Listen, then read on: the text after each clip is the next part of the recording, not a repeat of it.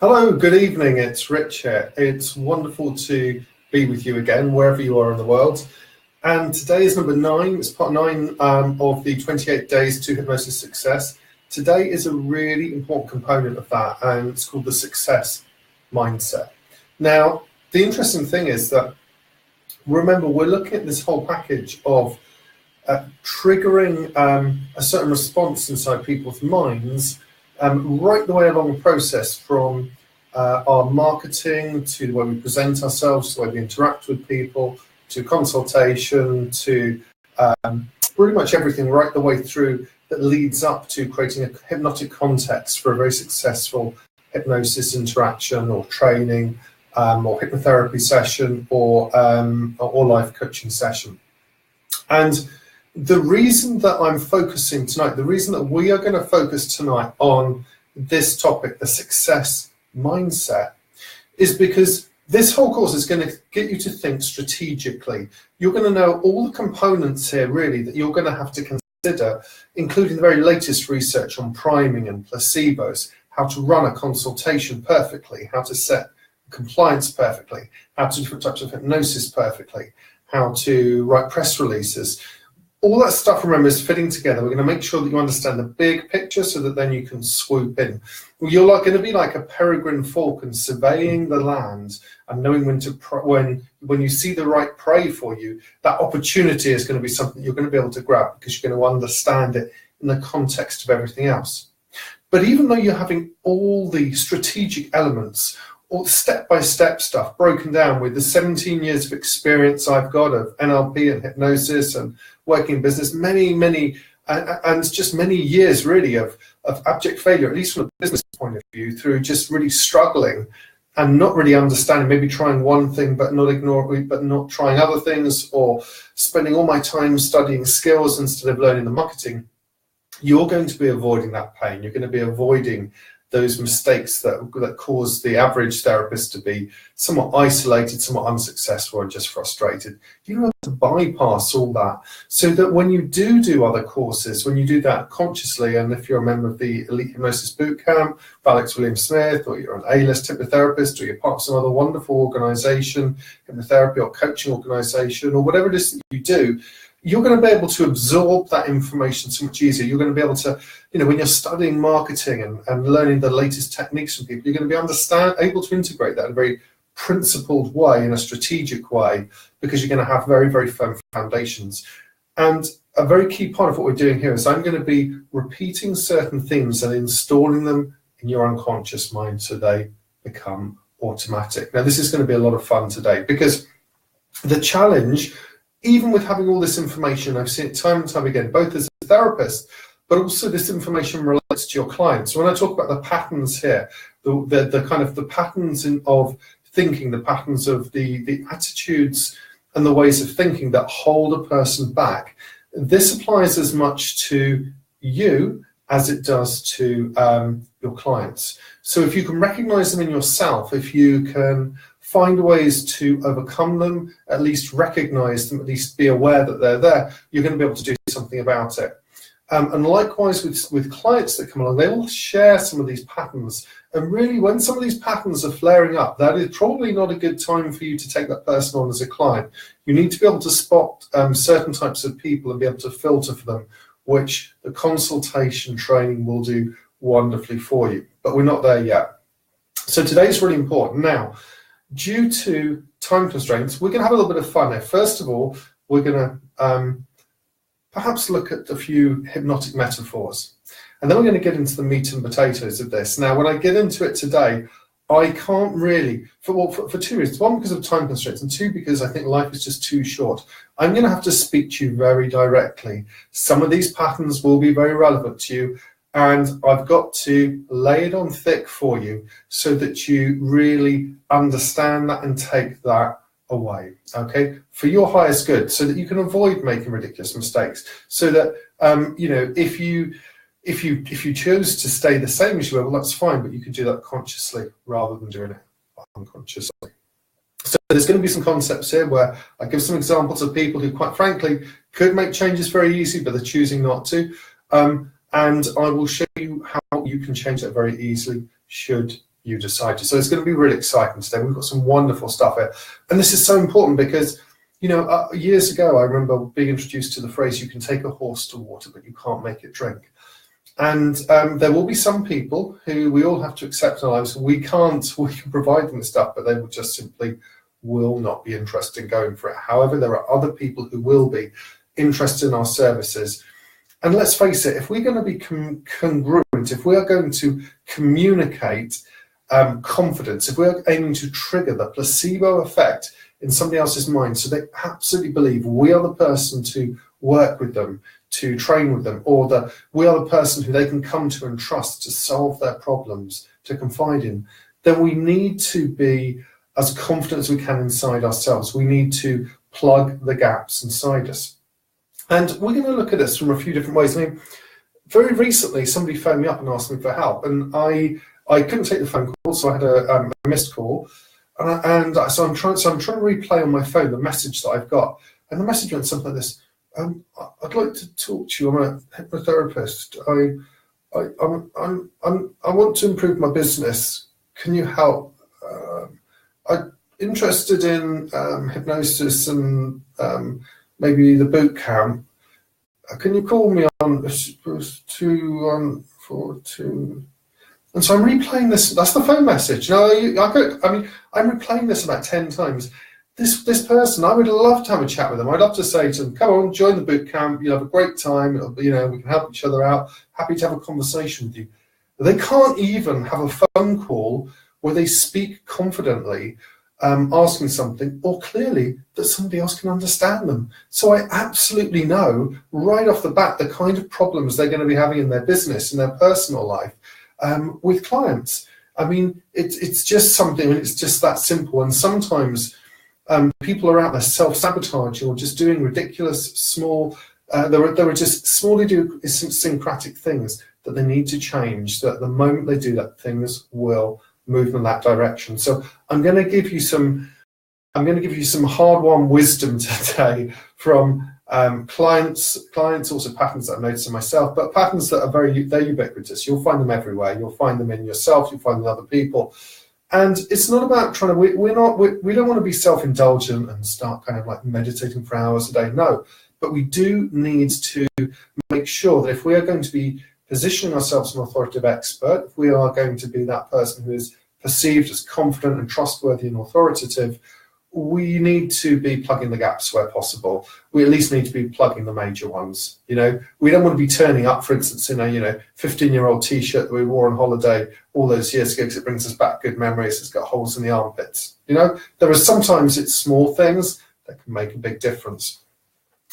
So I want to go in today, and I want to get straight in now, and I want to start sort of looking at this. But before we do, actually, it's important that you realise that although we're going to be going over this information today that will help you identify ideal clients, it'll help you realise when clients you need to rein them in and you need to direct them better, but it will also help you take charge of your own mind and ensure that you are developing the habits and positioning you properly in your business for success.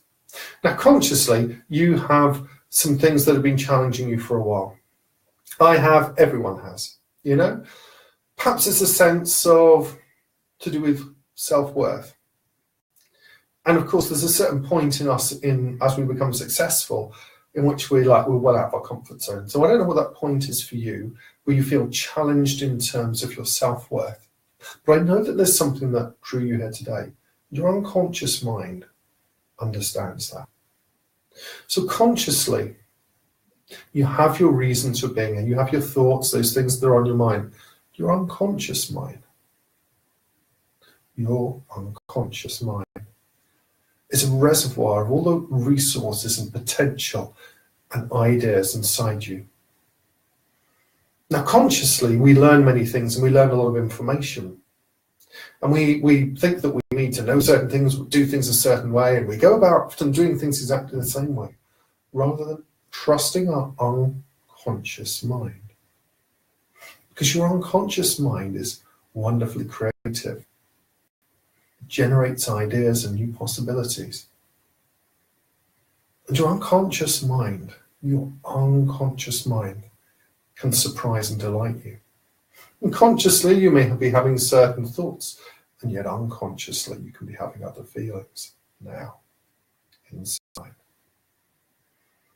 And so as your conscious mind is aware of some area of difficulty that has been there for quite some time, your unconscious mind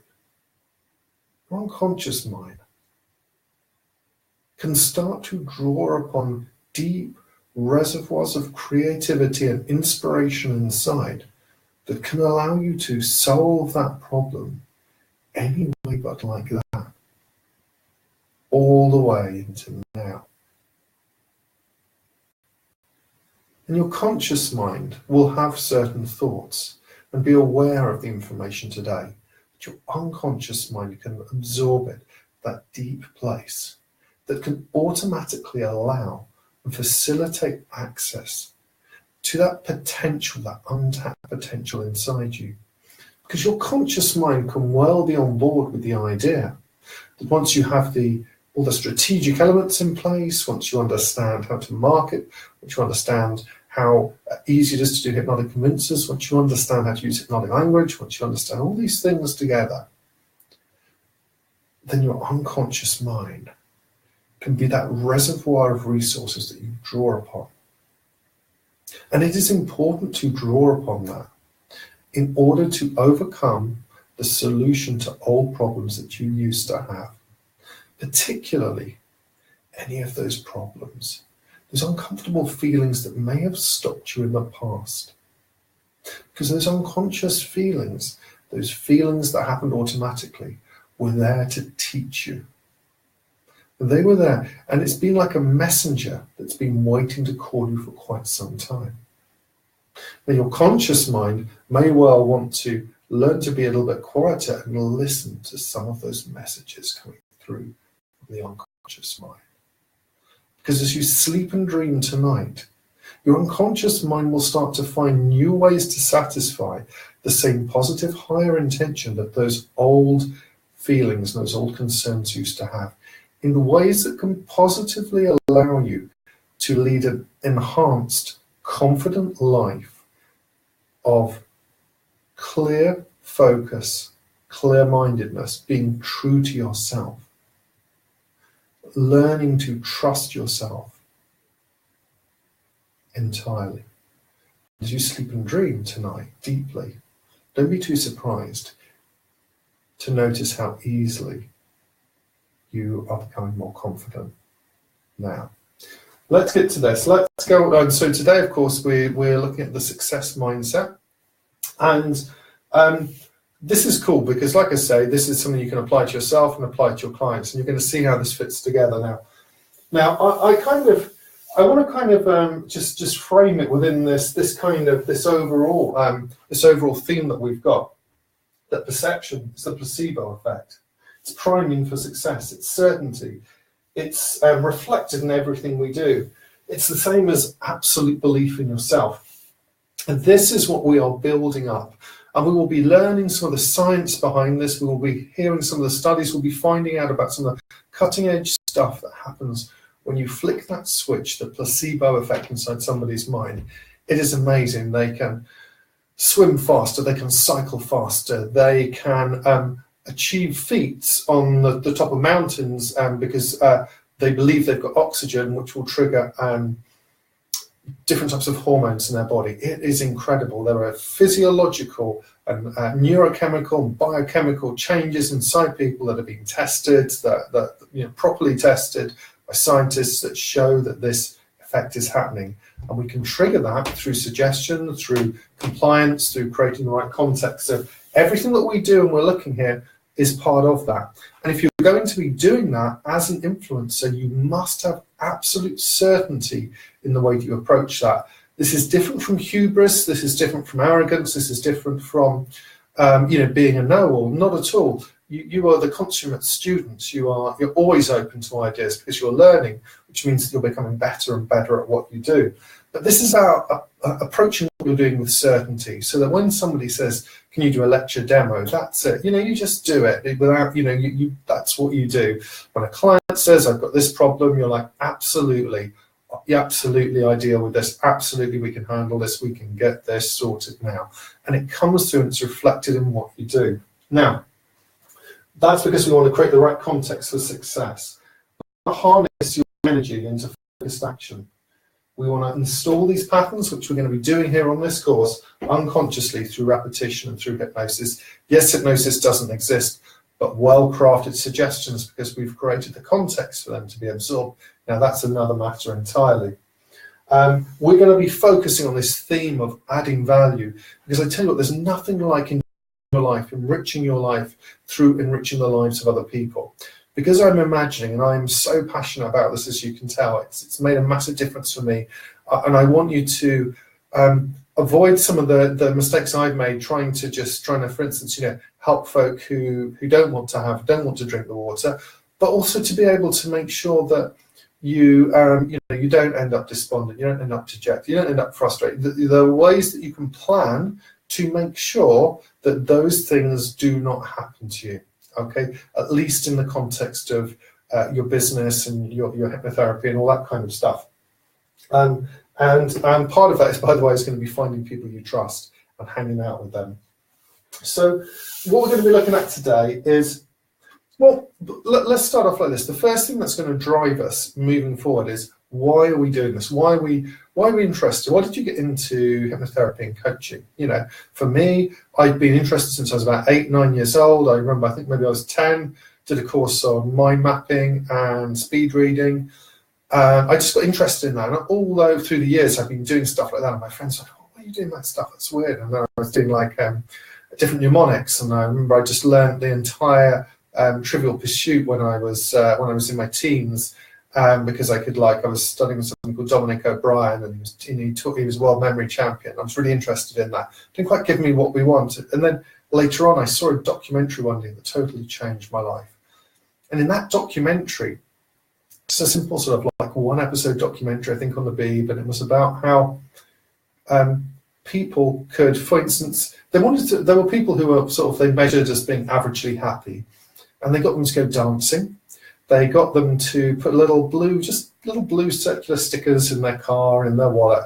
And every time they saw that, they had to smile, a full facial smile for about 10 seconds, proper sort of like beaming smile, not the Pan Am smile, but a real proper full face smile. And so they would do these simple habits, go and socialize more through one of the activities was dancing, using the body.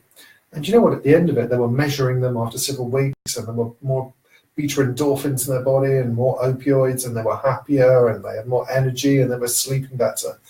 And they showed that you could change how happy you were. You could change the way that you were feeling. And this was just massive. Even now, as I think about it, it blows my mind.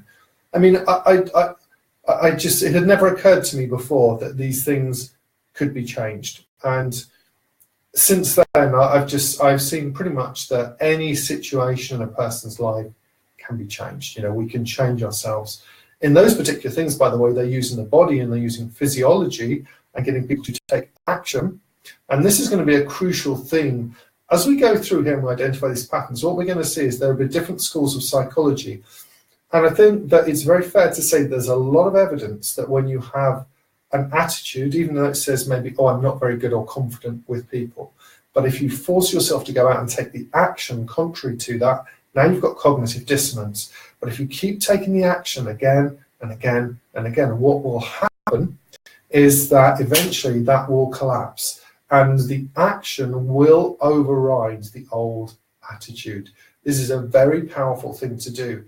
There can be quite a period of some discomfort, and you need to be willing to walk through the fire of your discontent to get there, because typically people will run away from that, try and avoid pain, and you've got to go through that. Sometimes you can go through it quickly, and a good coach and a good hypnotherapist, a good mentor, a good friend can help you through that quicker, which is one of the services that we offer, which makes us more valuable.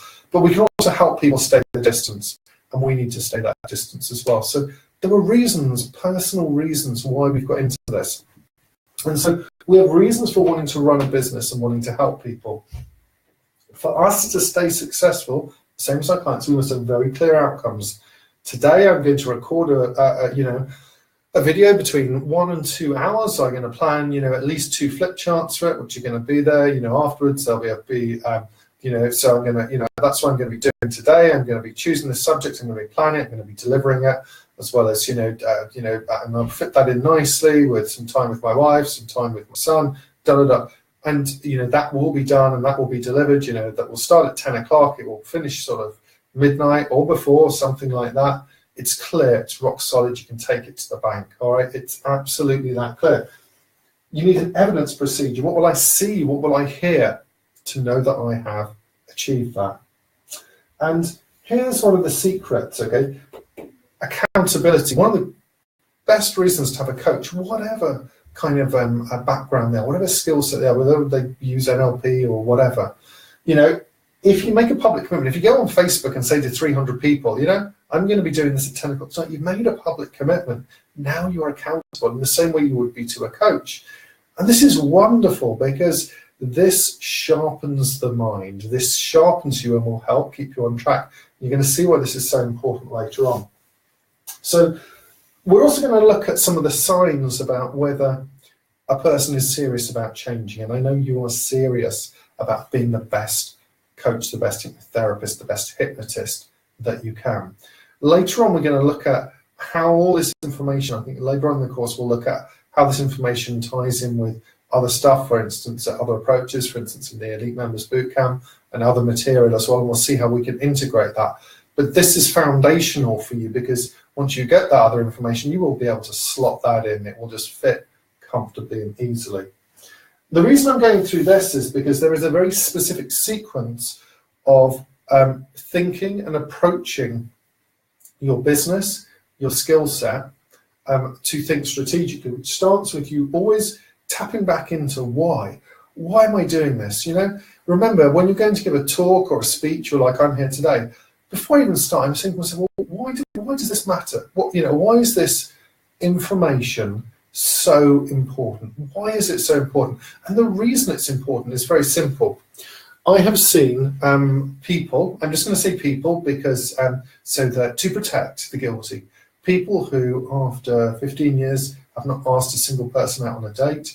I've seen people who who don't do anything in their businesses. I've seen people who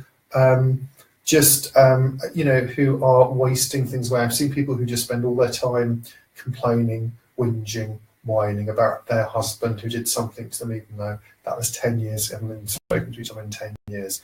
There's no need for this stuff, okay? But these are exaggerations of certain patterns that are there.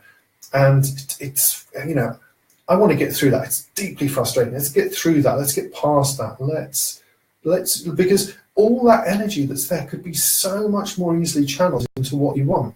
And so for me, this is about living a life of worth, of satisfaction, of passion, of being free and making a difference to other people. And you know what?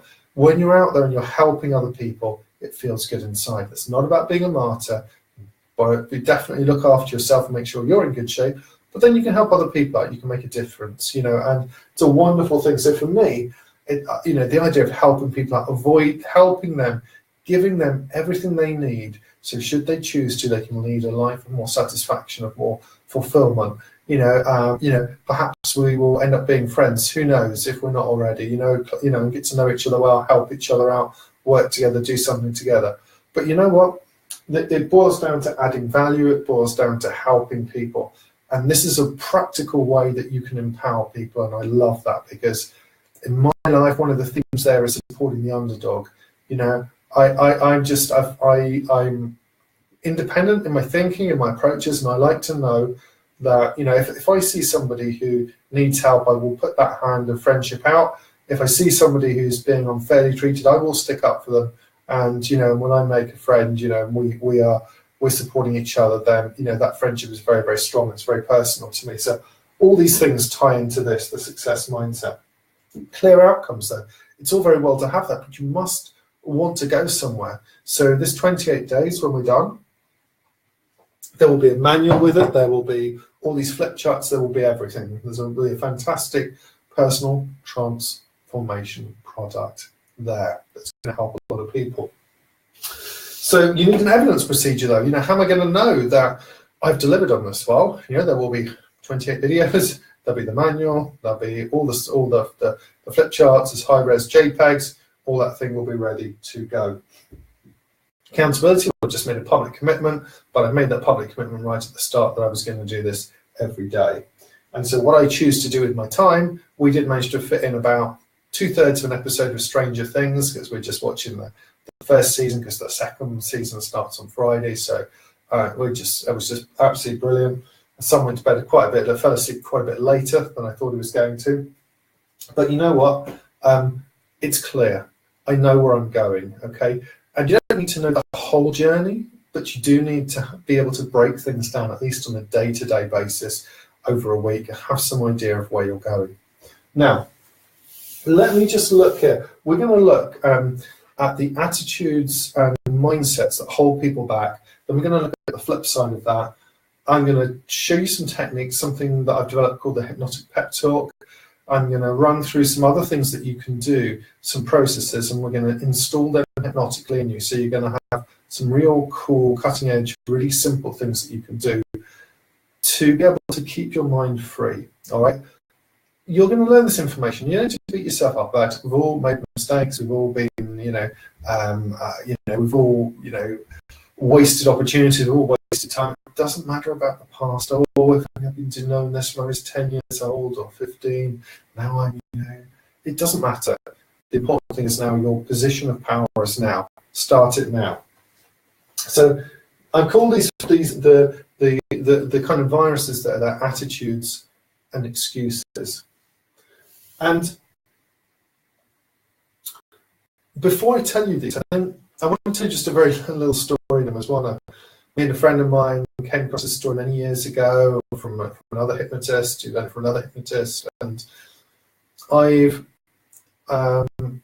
this gentleman, as far as I know, is still alive. He's probably in his 80s now. He's a lovely gentleman, and he's a Hawaiian shaman. And he was a PhD. He got a PhD early in his life, was very academic, and as time went on, he developed this very kind of spiritual approach. And I think at one point he ended up going to work in what would have been called, a mental hospital back in the day, one of the sort of places where people went for pretty serious crimes in Hawaii, and they were just expecting to sort of, that was it. They pretty much throw away the key. They weren't expected to get better. And he had a very interesting view of this, because he recognized that whenever he was feeling uncomfortable as he saw any of these people or experienced them or interacted with them, that something was being stirred up inside him as well. And he decided to do something very different. Instead of doing what people normally do, which is to project out to just sort of try and avoid things or just say, oh, they're a bit weird or that makes me feel uncomfortable, he owned all the feelings and thoughts inside himself. In fact, he had a very specific process that he would go through inside his mind. He would say, thank you for this feeling, I love you. And he would do that over and over again. Sometimes he would say, I'm sorry, because he was being sorry for allowing that to happen inside himself unconsciously. And he would say, please forgive me, just appealing and petitioning a wiser, deeper part of himself to transform that. In fact, all the things that we kind of know are important, self-worth, self-love.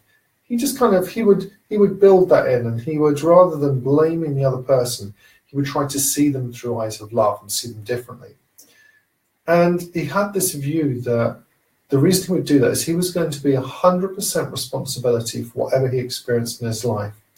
And he reasoned that if he could take ownership of his judgments that were just triggered automatically, that would at least create a freer space. And it's really interesting, because some of those people started to get better. And there are many legendary stories about this, but some of those people were, would then go before a judge and say, I'm really sorry, I recognize that I've done wrong. People were gobsmacked. These were people who'd done some pretty nefarious, terrible, horrific acts to other people. It was very, very unusual. And much of this has gone into folklore. But remember, it's very interesting, because when somebody gets a perception inside their mind, it will affect things around them. We discussed before about the teacher who is told, or the teachers who are told in experiments that these are A-grade students. Now, of course, actually, I think now if they were setting up those kind of experiments, they'd have to do it very carefully, because, you know, what happens inevitably is when you say these are A-grade students, those students at the end of the year, because the teachers behave in a certain way, those students end up being A-grade students. And the thing is, for the experiments, they're completely picked at random. But obviously, there's a downside to that as well, because they're told they're A-grade students, but the other students, they are told they're not A-grade students, even the ones that may have been, but they weren't told that. The teachers weren't told that at the beginning, and they will tend to suffer because of the expectations and the non-verbal language and the way they're treated, the amount of attention they're given, etc. It's very kind of it's really important to get this stuff right. So the reason I mention that is personal responsibility. As I tell these patterns, and I'm going to go through these, and I'm going to give it to you directly. I'm going to look you in the eye and tell you, yes, it's very likely you do have some of these, but you can transcend them. I've got some of them, and I'm still working through some of them. That's fine, but you do need to be able to identify them. And there'll be some that I point out where clients have, and you just need to navigate that, and we will talk about how to do that later on. So the first attitude or excuse is I know this, and we're going to go into that in a little bit more detail. But you know, let's giving you some information. We're talking about something. You're on the side. Oh, I know that. I've heard that. I know that. I know that. I know that. That's like a surefire sign that you're a little your thinking's ossified. It's become, you know, it's quite fixed. All right. I know somebody who I gave a course to a while back, and they didn't know that. Oh, I knew everything in that.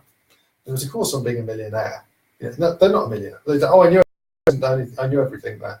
So you just got to be careful of that, okay? Because if you do that, if you know, it's kind of an attitude that I used to have years ago. I'd go and do now. People say, "Oh, I know that. I've done that before."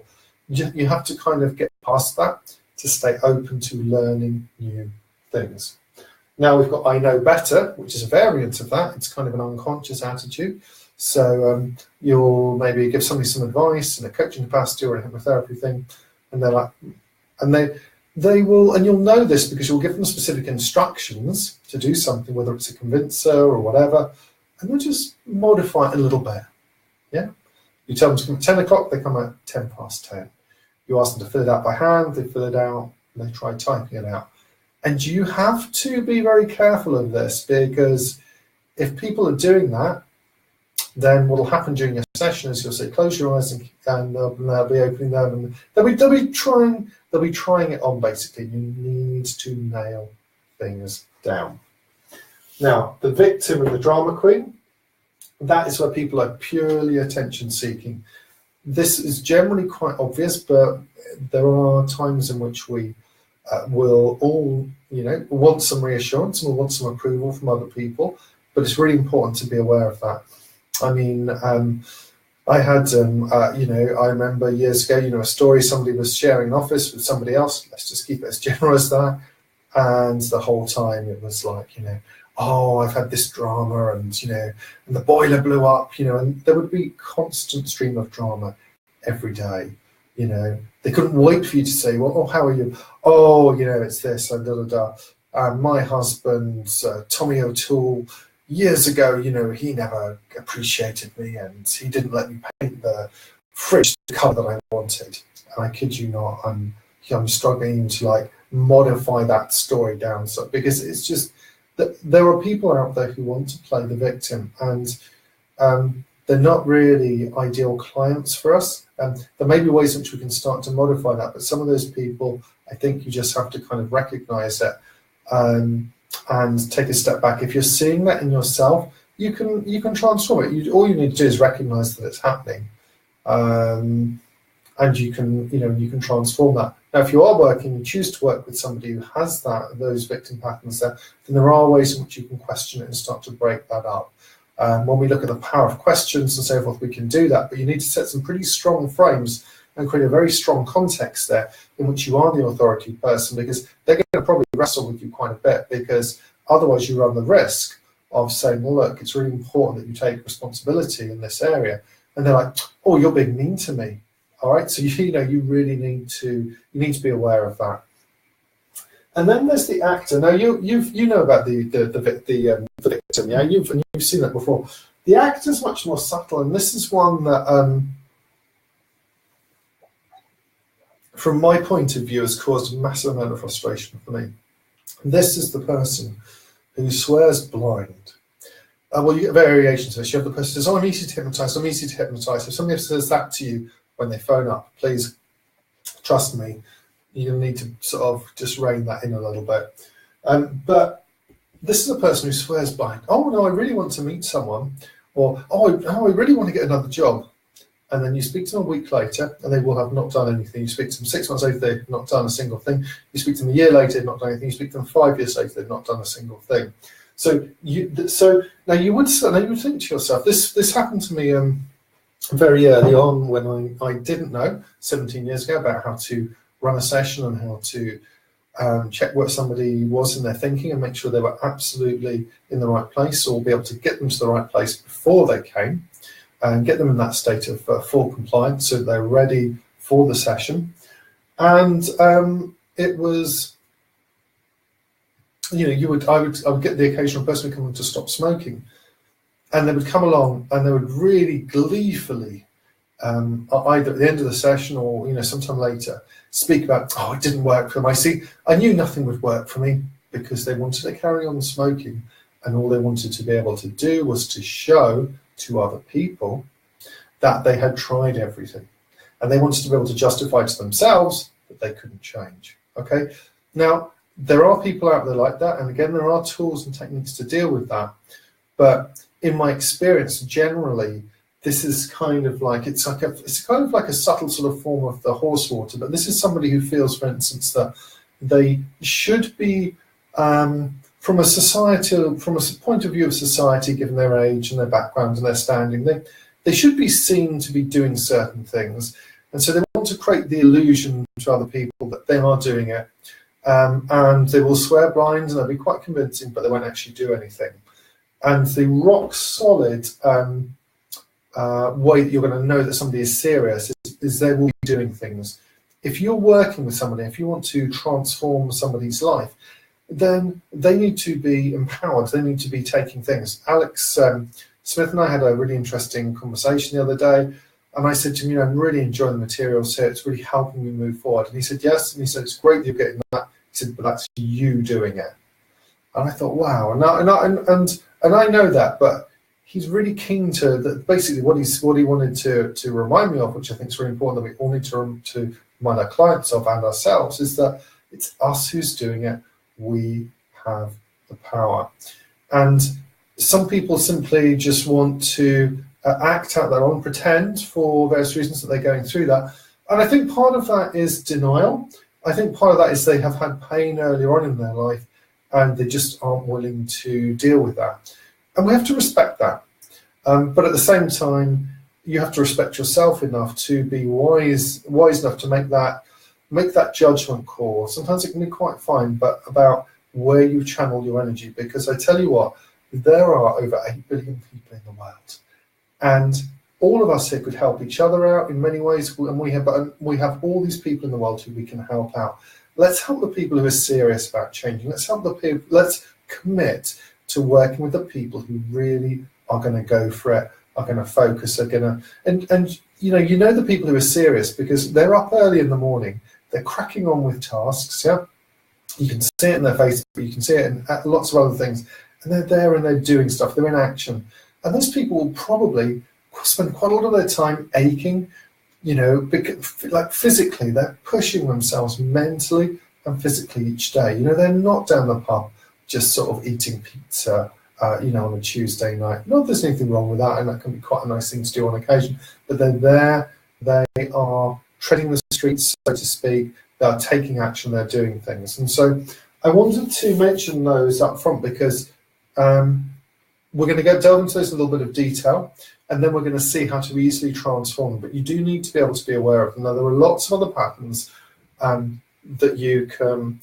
become aware of. And I think a really interesting way of looking at this, it comes from a story about a man called Lester Levinson. And I'll just give you the story very briefly if you've not heard it before, but Lester was a man who was a scientist. He was diagnosed with an illness. He was given a very short period of time to live. I can't remember whether it was 6 months or something like that. And so he goes to see the doctors, and they sort of say, well, that's it, you're kaput, basically. And he leaves and he thinks, well, his scientific mind's ticking over, and he thinks, well, I don't want to give up, but what I do need to do is I'm not going to be stressed about all the small stuff. And he starts working on just letting go of those little thoughts, those little thoughts inside your mind that suddenly spiral into doubt or whatever. You just letting them go. He's just dropping them. And he ends up living another 20 odd years or whatever it is. And he had such peace inside him that people would come and want to learn that. One of those people was Hale Dwoskin. There are other people as well. Hale now teaches something called the Sedona method, where you will, which provides you some tools to release feelings. But what's really interesting is they look at it in this different way of, anytime you have a thought inside you or a feeling, there will be an element of at least one of these three things. And one is a wanting control, which is wanting to change something. The second is an element of security or safety. And the third is an element of approval or acknowledgement or recognition, if you will. And it's really interesting because if you think, for instance, about why not just pick a problem in your life, or pick an area where you sort of feel, and I want you to just think about anything. It could be business, could just be personal, it could just be something inside yourself where you think, I wish I knew that, or I wish I could do that. And then just go inside and notice whether there's any wanting to change that, or if there's any wanting to have some approval, or any wanting security. And then just imagine that feeling wherever it is in your body. It's almost as if you could take a breath. Perhaps that feeling could have a colour.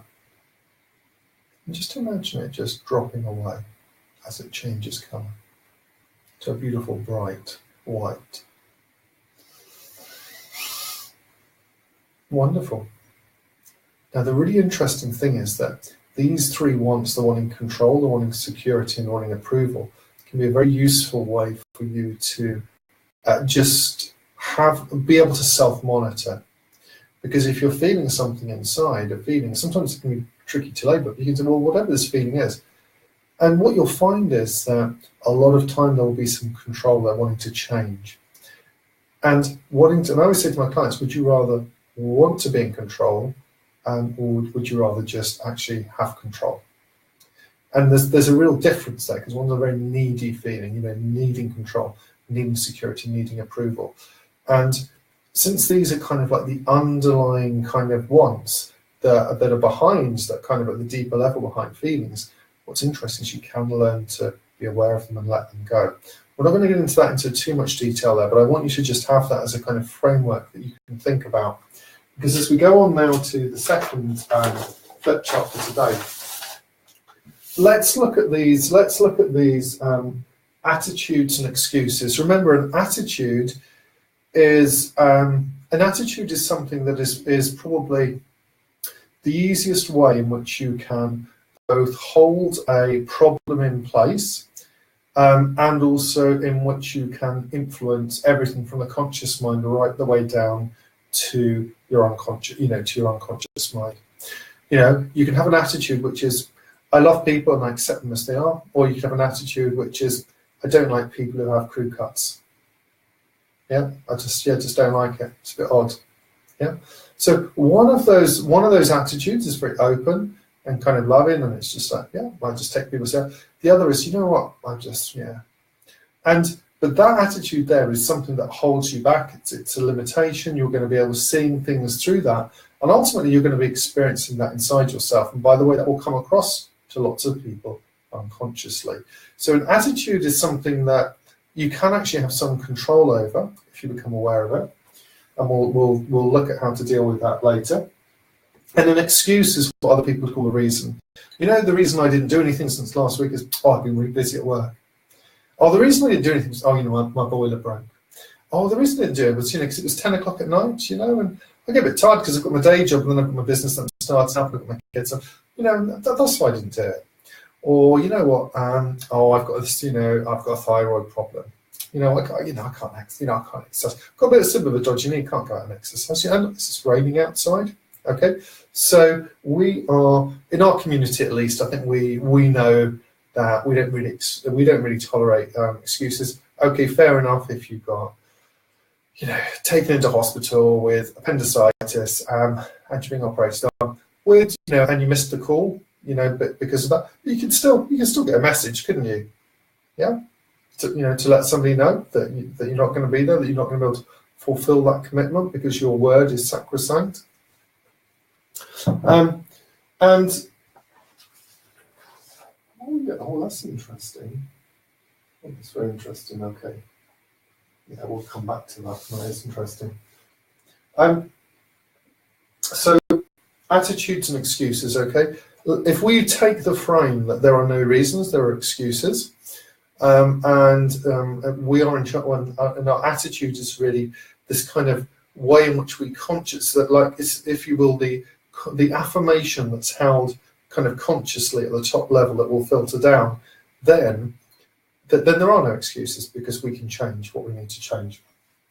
So these are some typical things that will cause hypnotherapists and coaches to not follow through in their business, and we want to overcome them. So there are also things as well that we'll see in other people, but let's apply it to ourselves first, because if we apply it to ourselves, it'll be easy to recognize in other people, and we'll be able to make a judgment call and say, well, look, I can see this is going on, I can see that you want this, but that is going on. So because, if you really want to go there and get this, then we've got to deal with that. Is that okay? And you'll be able to be in a much better position, because you're going to be actually one of those people you're never taking the words, remember. The words that people say to you are not important. It's the energy that's conveyed, their body language and their tonality. You say to someone, well, do you want to stop smoking? Oh yeah, it'd be really good. Yeah, I want to stop smoking. Something's happening there that is telling you that there is a values conflict. There is something going on inside when you need to address that. You can do that conversationally, through some conversational hypnosis, through NLP parts integration, sort of visual squash. There are lots of ways we can do that conversationally or otherwise, but it's important that you're aware of it. So what have we got? So these are some key excuses and attitudes. Confusion, which basically means a lack of knowledge or poor strategy. Okay, if you're confused about something, it means that you haven't got the right knowledge. On this course here, you are getting all the component parts that you need to consider to be successful, to go from here all the way through to there, and to do it consistently. You will not have a lack of a support social network. In fact, you will have a strong social support network, because as part of this, you're going to naturally connect with other people. They're going to become more aware of it on Facebook. There are things you are going to do that are going to allow you to connect with other people, and you will continue to be adding value, which means that you can easily overcome these. And you're recognizing yourself that when confusion is there, confusion precedes growth. So you know that when you're confused, it just means that you either need a bit of a rest, or you need to just get a little bit more information. Or there will also be that type of confusion where you're just about to have a big breakthrough. So you need to be able to recognize that, rather than getting too anxious or freaked out about it. Just be able to welcome it, sit with it, and it will transform. Remember, in the kind of, when we're thinking about chaos theory, you have the chaos, and then things will basically reorganize at a higher order. Your brain will literally reorganize at a higher level than it was before, which means you can handle stimuli, you can handle input that you couldn't handle before, which is really, really cool. Being flaky, there is just no reason for this, but we've all had occasions in our lives where we said, oh, we'll do something, or oh yeah, I'll call you later, and you don't do it. What does that say? What message do you think that's sending to other people? What message do you think that's sending to your unconscious mind about your trustworthiness? Because if you can't believe your word, if your word isn't law, if your word isn't sacrosanct, how can you expect other people to believe it? If you say you will be there at 10 o'clock on Facebook Live, be there at 10 o'clock on Facebook Live. If you say you will call somebody back, call them back. And if you're not sure you can do something, then just say, look, I've got a lot on now. I'm not sure what I'm going to be able to do. Let me drop you a line tomorrow. And then do drop them a line. Okay, if you could do that one thing, I won't be so annoyed, because I don't like flakiness. It's really annoying when people say they're going to do something, they don't do it, because it just comes across that they don't actually care. I know they're busy and I know they're doing things, but it's annoying. It's a bug. I've got to be honest. It's a bugbear. So don't do it. Please. But more than that, it will be something that for you, it will help you build great trust in yourself. If you say you're going to write a book, okay, then write down a title. If you say you want to write a 20-page report for your website, say you're going to do it. Give yourself a good time frame. I'm going to do it by midnight this Friday, and crack on with it. Honestly, with this course, with each, I have mapped out the different themes, and you've seen this. You may have seen the flip chart that's got all different themes we're coming on. It's planned each day. All right, so I'm focusing each day to bring together. I mean, I've got pages and pages of notes, books and books of notes, but I'm bringing that together to actually do that then and there. So it's a very concentrated, intense way of producing that. But I demand that of myself. I demand that of myself, and there is no excuse for that not happening. In fact, there'll be, as we're recording these, there'll be a few days where I'm away with my son in half term, where I won't have access to the facilities I've got here. So what I'm then going to do is I will book other days off where I'll do 2, 3, 4 of these in a day. So how about that for fun and commitment and energy? And that's a wonderful way to add value. And I love doing this, and I love sharing, and I love connecting with you, and I love us getting to know each other in this way. But the thing is, your word is sacrosanct. Flakiness, being flaky, i.e. you say you're going to do something, you don't, and you may do, you may not. That means your word means nothing, and this is not good. It's not good in our clients either. If our clients say they are going to, if I say to somebody, okay, look, we're going to have a phone consultation, it's going to be 8 o'clock, and they're not there, then that's it. They're not going to be a client. If they can't take that call then and there, and we've agreed it, then, now it's fair enough if they're stuck in a tunnel or something. Yeah, it's like 2 or 3 minutes later. I'm going to sort of it's 8:03 instead of 8. I'm not going to, make a deal. That's not what we're talking about. But if they're like, oh yeah, I was just so busy last night. Yeah, I decided to go for a pizza, and they send you an email 3 days later. Yeah, but you can call me tonight if you want. All right, that's the kind of flakiness you do need to rein in. Unfocused and no deadlines. Well, we've talked about being focused and having deadlines. We've talked about how important it is that you, on a regular basis, review why you are doing this, because why are the unconscious values. They're the feelings that drive you to do things, to get you out of bed. For me, this is about transforming people's lives. I told you that program, which was seminal for me, that I watched about happiness, that I suddenly realized that I could be happier in my, or that people could change and be happier. And it was just mind blowing. I mean, that you could just by looking at a dot at random points during the day, like one of the things was like if you put down your, I think it was on the vanity mirror in the car, if you put down, if you put the visor down, you saw the blue dot there. Or I think they may even have had it in the wing mirror. It's one of the two anyway. The rear view mirror, and you'd look at it. If you saw the blue dot, you smiled. That was it. And they got better, and they could measure these differences. And the people said they got better, and they made new friendships. Just blew my mind. Well, fast forward a couple of years, and I was trying to learn something called photo reading, which I don't really know. People ask me about it sometimes. I don't really know if I ever really kind of mastered that, or if there's anything to it. But it taught me to skim read, that's for sure. But it recommends in the book that you do some NLP training. So I thought, well, this guy called Boundless is doing NLP training with Paul McKenna. I'm going to go and do it. And it was really interesting because the very first thing they started doing was, let's do this hypnotic trance. Let's go and do that. And they're using anchoring, and they're setting anchors in your arm. And within a few seconds, I started to feel comfortable. I started to feel relaxed inside. In fact, just through going through that process, I just started to feel these waves of wonderful feeling inside me. Something I'd only ever experienced before, as far as I was aware, when I had a few drinks or been smoking or something like that. And again, it was another seminal moment in which I realised that my experience, my internal experience, can shift without needing something external on the outside.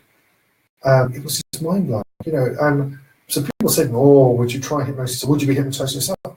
Well, we're taking a specific kind of frame of what hypnosis is, because it isn't what people think it is. But you can certainly induce state changes through anchoring and revivification and these kind of things, which is what we're doing in those processes. But I just suddenly started to feel, through suggestion, I started to feel more comfortable. I started to feel more relaxed. I started to feel peaceful inside. It was absolutely exquisite and wonderful. And so that made me realise that I could feel that good without the need for something external. Now, I do still like external things, but when you realise that you can generate that from the inside, it's a wonderful, wonderful place to be.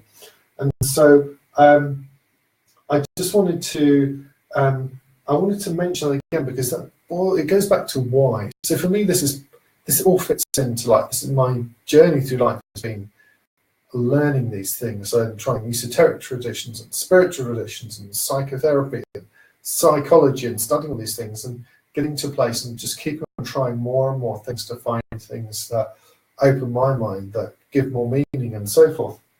So you need to tap into that regularly, because it will motivate you to have clear outcomes. It'll motivate you with the evidence procedures, like what you will see and hear and feel, that will allow you to know specifically when you have got your goal. I will be there, I will be there looking at my 28 videos, and I will see it out the product, and I will see it online, and there will be people who are benefiting from it sending me testimonials, so I know that will be working.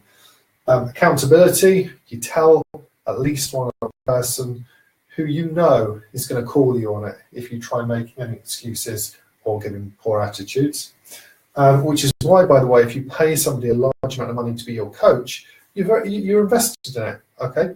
If you've invested that money, so really, you've got this cognitive dissonance going on, because if you don't follow through, then you're a bit of a fool and you've wasted your money, so you kind of feel obliged to, and you've got somebody there who sure as heck is not going to be letting you off the hook. So it's a wonderful thing to have happen.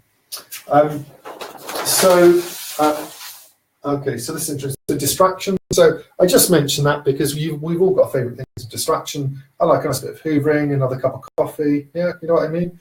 TV, internet's great, isn't it? Especially when we've all got like Amazon Prime membership, or there's a few deals coming up there. I've got this Amazon app on my phone, and it says, "Oh, you've had this in your basket a while. Maybe you want to consider buying that." Or it'll zap me, and it'll say, maybe we should just remove. I may have to just remove this app from my phone. I feel some resistance to that, but probably is a good thing. Move through the comfort zone. It says, have you thought about getting a new TV? Because we really think that this is about time. And seriously, I'm getting these messages through now. Isn't it time you upgraded your phone? Well, it probably is, but it's a cheeky little thing. So we've got all these interruptions coming through. You need to deal with that. Distraction, shopping, flicking things online. Looking at things online. Particularly, there's one study that was done, it's very interesting, Microsoft did it a little while ago, and what they found was if somebody was engaged in a piece of work, so let's say they're writing something that requires a little bit of sustained thinking, concentration, if they had a phone call or an email, it would take them on average about 25 minutes to get back into that same level of concentration and focus and pick up basically where they were. So dealing with making sure that when you need to do something like that, you handle, you create the space so there are no distractions is very, very important for you. But more than that, you need to be aware of that in yourself, okay? And sometimes when you have clients come to see you, the unfulfilled need in them is something that's driving them to go and reach for the candy, reach for the food. You need to be aware of that inside yourself. What do you do when you feel just, some of these feelings are very subtle, a little bit of boredom or a little bit of twinge of just something, a little twinge of anxiousness. What do you do? And it's important that you recognise that if you're going to stay and be successful and do the things you want to do. Guru worship, don't do it. That's an easy one. But don't be the guru either. Not unless that's part of your business strategy, that you're very specifically going to be, a a sort of faith healing sort of con artist, and you want to sort of do several million a year in the States and have a registered charity and go through all that kind of stuff. So if you want to, if you morally can sort of like justify that to yourself, then there's clearly going to be money in that. But I mean, there's a weird kind of, wasn't there the Tony Robbins film, I'm Not Your Guru? Although I don't know. There doesn't seem to be, guruism seems to be featuring quite a lot in that. But anyway, it's an interesting film. There's some interesting stuff in there. Definitely, that's a man who knows how to create the right context for change. That's a good man. That's a man to learn from in terms of being able to build up like an expectation. You probably like me. Could have done a bunch of his seminars. It's like I remember back in the day, people phoning up saying, "You've got to come to this. Like, we've got your number from something else. I'm John or whatever here. It's only 800 quid for a ticket. You can come to London and you can do this. It's going to change your life. You're going to walk across these colds." And unfortunately, I can't really say it did change your life, but you know what?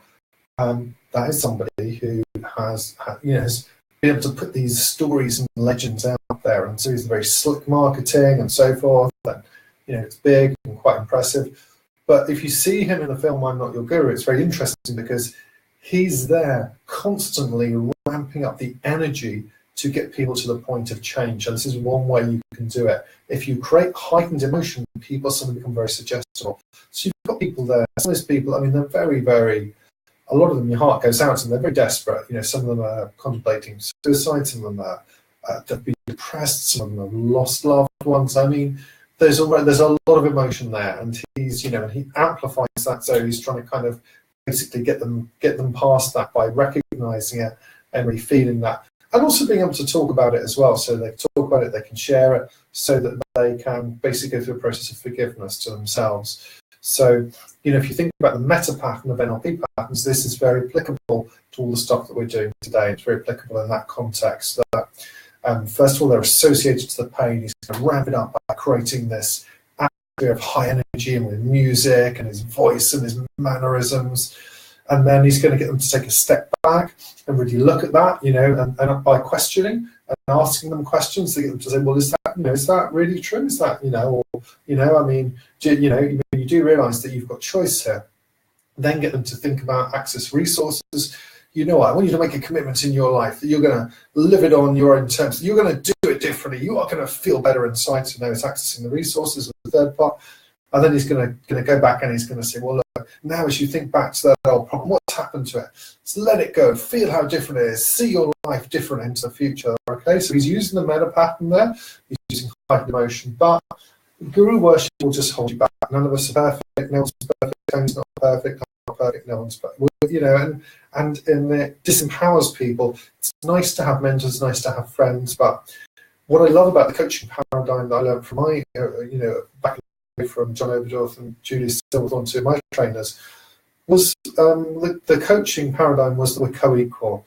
In traditional therapy, one person there's kind of one-upmanship, but the therapist is wiser, counselling, and that's what kind of a lot of mentoring is like that, isn't it? It's like, well, you should be doing this and doing that. The coaching's nice, and that's why you can actually stay friends and develop lifetime friendships with those people as your clients and as friends, because you are co-equal. You're both, in terms of value and expertise, you have different expertise, but you're co-equal. I think that's a really lovely way to work. Your own importance, don't get by create your own acronym, create RBT, create whatever it is for you, but just realize that we've done that just to market ourselves and position ourselves in that way. Don't take yourself too seriously. Loneliness and isolation, this comes partly from taking yourself too seriously and partly from not knowing the strategies that you're going to be learning here, but do be aware of it. If there are projects you're doing, like this project for me is really nice because I can speak to you and I'm connecting with you and we're doing it, and I feel that connection, and we can talk on Facebook afterwards. Many of us have been chatting throughout the week, and or in the members area, we've been speaking about different things, and it's really nice. But you must feel that connection. Do not try and do this by yourself. It's not like we have individual therapists out there. We're a network, a group of of people who are sharing and supporting each other, and we will only be successful to the degree we are supporting each other and adding value, and sort of in kind of community.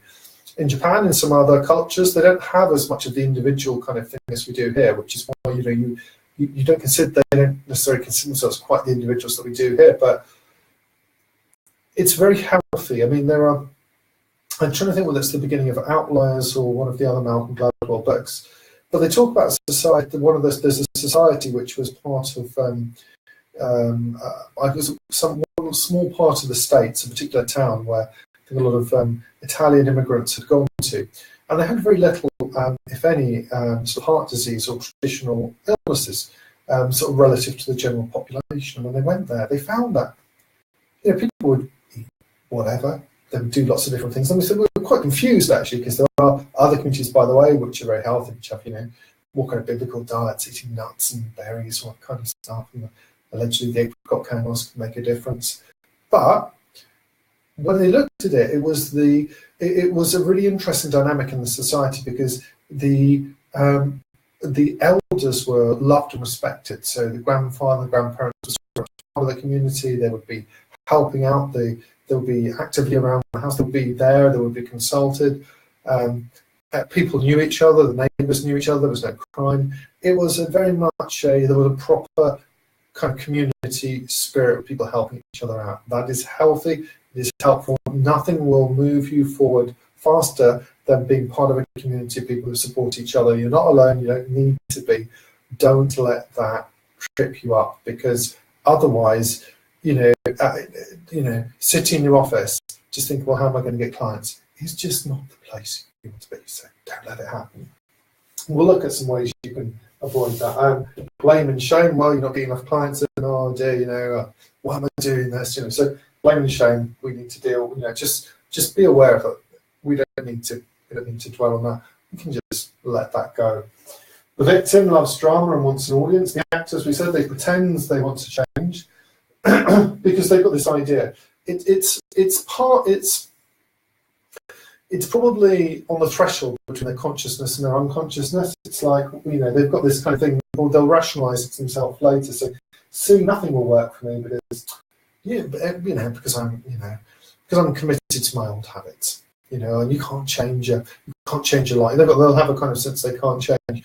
You can help people like that. And by the way, you can change habits inside yourself if you want to. You can change anything. It's just a question of motivation. Go back to why.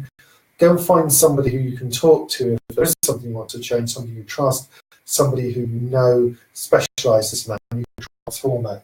But the actor, I call them that because they're saying, well, I want to do this. And you'll know the way that you know somebody is committed is taking action constantly. Yeah. I know better. I am better. Well, you can see how that's going to limit a person, but that happens a lot inside people's minds. And you have to be aware of these thought patterns going on.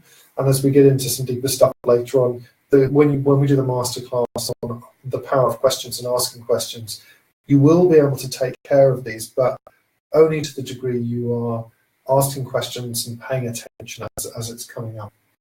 You've got the variations of that. I'm okay. I know that. Oh, I'm okay. No, everything's fine. Everything's fine. Oh, yeah. There's no problem. No, I'm perfectly okay. Somebody had I saw somebody today did a really cool thing on Facebook, which was I think it's World Mental Health Days coming up very soon, and somebody's carrying this heavy load, and the other person saying to them, "Oh, are you okay? Can I help you?" They go, "Oh no, I'm okay. I'm fine. All right. So again, I'll feed back into the victim, and then, "Oh no, I'm absolutely fine," which is papering over the cracks. So these are things that typically you want to watch out for in yourself. These are some of the most common ones. They're not by any means an exhaustive list, but some of these are things that you want to be aware of inside yourself, and you want to be aware of in other people, in other clients. Don't judge them. This is just stuff that it happens unconsciously, but you will have to be aware of that so that you can decide if that person is going to be someone you want to work with. And also, you need to become aware of these, particularly being flaky or confusion or focus. or distraction or guru worship or your own importance or loneliness and isolation, you must be okay with those, be aware of them so that you can make sure that if that does start to happen, you can nip it in the bud so that you are successful, so that you can implement all the things that are here. You'll be having all the pieces of the jigsaw there. You want to be successful, and you're going to be successful because you are successful. You're a person who understands that if you can, that it's not negative. You see, we're sometimes taught that we must be positive. Only think positive. Only talk positive. Well, listen, it can be a very, very healthy thing for you to anticipate potential barriers and objections and problems. If you're going on a big journey, it can be very useful to think, well, look, if I'm going to India and I've got a sort of tummy upset, it's going to be useful maybe if I've got some Imodium, it's going to be useful if I've got some toilet roll, yeah, it's going to be useful if I've got a bottle of water, if I'm like really thirsty, it's going to be useful if I have some, grannies and, that have been around the block will have some plasters inside there. Well, it's not that they're envisaging children necessarily going out and getting scrapes on their knees, but, experience shows that it's useful to have some of those things. So it can be useful to think ahead to some of the potential sort of challenges that will be there so that you can plan and you can overcome them successfully. Or even better, you can head them off at the pass. So some of the thinking there that we've talked about, for instance, the thinking about, I'm fine, or, I can't believe that, I haven't had more clients this week, or I've only had one, that you can put a plan in place to overcome that. But also if some of those feeling and thought patterns come up, that you can find a way to deal with that. You can talk to other people in the community about it. You can, when you need to go back and have and refocus, go back and have a little break, have a little rest, but then go back and reevaluate your why. Well, why am I passionate about this? What can I do? And then once you're feeling excited again, look at, well, what can I do now? What can I do to start to move in that direction? You see, one of the things is that you'll have an outcome. You'll have somewhere you want to be. And let's say you want to make £60,000 a year. Let's say it's £100,000. I don't know what it is for you, but you'll have a financial thing. You'll have some number of people you want to do, a website. You'll want to have certain skills. And once you realise that that's there, and you feel excited about it, then all you have to ask yourself is, what's the next smallest step I can take to move in that direction?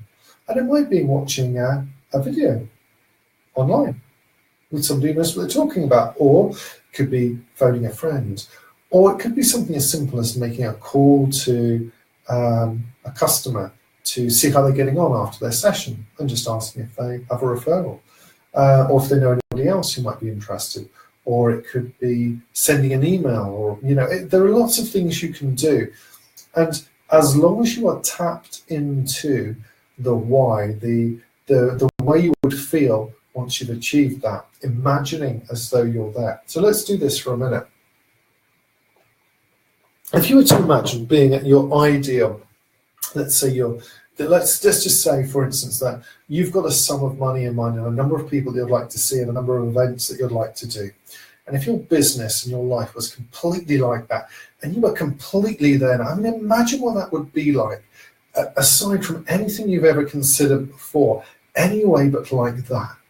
Imagine being there now, feeling how you feel, seeing what you see, hearing what you hear, and just realize how wonderful that is. The meaning inside your life. All the excitement, all the inspiration that you've got there, that you can do the hypnosis things that you want to, that you've seen other people do that seem a bit magical. You can just do that. It's at your fingertips. And you have clients coming to you. In fact, you have more clients than you can handle, and people singing your praises, and it feels fantastic. And, and the money is just not an issue for you anymore, and you feel completely like your life is in balance. As you feel that now, and you think about moving that direction, what's the next smallest thing that you can do, that you could do in 5, 10, 20 minutes, that would just take a short period of time? What's the next smallest thing you could do? Perhaps it's a phone call. As I'm here tonight thinking with you, I'm thinking, well, look, for me, I'm just going to actually, once I finish this, I'm going to write down what my goal is. Because as I'm doing that with you, I'm starting to get really excited. I'm thinking, well, the next smallest thing I can do is clarify that goal in writing so that I know exactly what I'm doing. So that the other little things that I need to do on the business side, just some things about kind of, there are some kind of like technical kind of business things that are a little bit, that are probably obvious to you, but it's just kind of newish to me, then it'll be a lot easier for me to do that. So I feel excited about that. But you need to tap back into your goal and imagine what that'll feel like when you're there, which means you're connecting with those values. Another way of thinking about values are the motivation and the feelings inside you. It's also what happens when you tap into that question of why. Why did I get into this? Why does this material mean so much to me? So now you're there. Remember, to transform your potential, ultimately what we're doing by plugging the gaps, by being aware of any of these things inside our mind that could be holding us back, we're transforming your potential into desired results through action. I can't be any clearer. Don't just try and change things inside your mind. By all means, go and get some coaching, find someone you trust, work with them, speak with community, go to seminars, do what you need to do. Study the marketing materials, keep studying marketing, learning marketing, because that's where, at least 50% of your efforts needs to be on marketing. But it's this action that will change and transform the way you are. You are far better off taking action in spite of the uncomfortable feelings that you're feeling. And eventually what will happen due to the process of cognitive dissonance is that will collapse and the attitude will get overridden through the process of you taking action. It won't happen instantly, it may take some time, but it will happen for you. So just remember here that everything that you do will be potentially either moving somebody forward, or contributing overall in generalities or specifically to you being perceived as the credible authority figure in your niche area, and being somebody who people trust and want to book with, or it'll be moving you further away from there. So you want to plug the gaps. Remember, we can't not make meaning of any communication, and the majority of the communication is the body language and physiology, which is 55%. 38% is expressed through tone of voice, through rhythm, through volume, through the timbre and the lilt of the voice, and whether we're speeding up or whether we're slowing down. Or whether we use pauses, because all those things will be conveying things, will be communicating meaning. So how you present yourself, whether you smile, whether you take time to connect and listen, all these things will make a difference. They make a massive difference in terms of how you are going to be perceived. Now, one of the things that I found really interesting is that I've developed something called the hypnotic pep talk, because I wanted a way to be able to, if I was going to lying in bed first thing in the morning or last thing at night, be able to give myself a positive suggestion. But I also wanted something that I could use throughout the day that was very generative, that was easy, that was simple to do. So I'm going to go through the steps of that here.